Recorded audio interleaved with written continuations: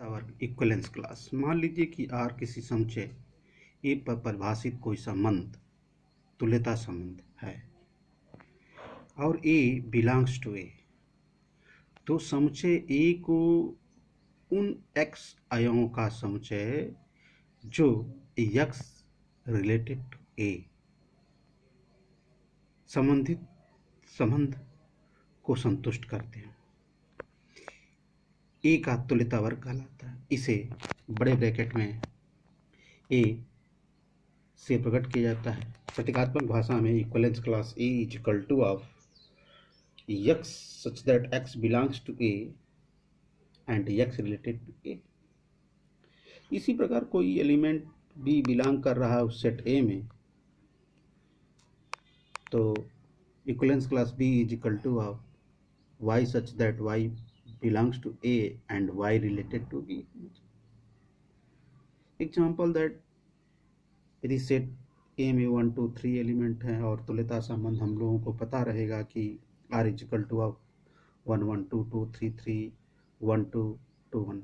इसी प्रकार से और भी इक्विवेलेंस क्लास हो सकते हैं, तो R कुछ भी हो सकता है और इस सेट A के अनुसार ही इक्विवेलेंस रिलेशन हम लोग लेते दिया रहता है।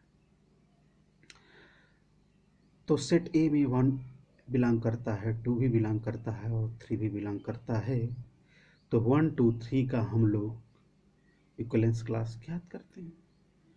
तो इक्विवेलेंस क्लास की डिफिनीशन में पहली कंडीशन ये है कि उस सेट का कोई अवयव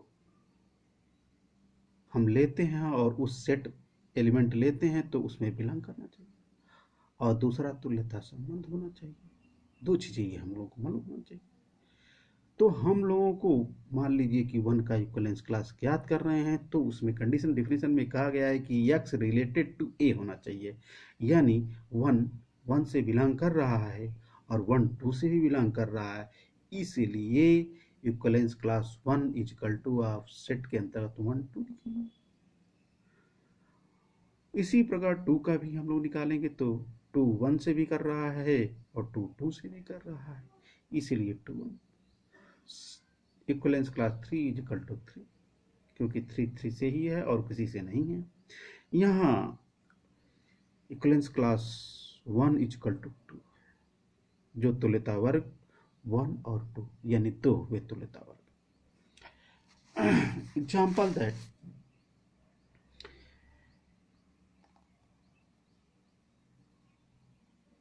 यदि किसी समुच्चय में कोई भी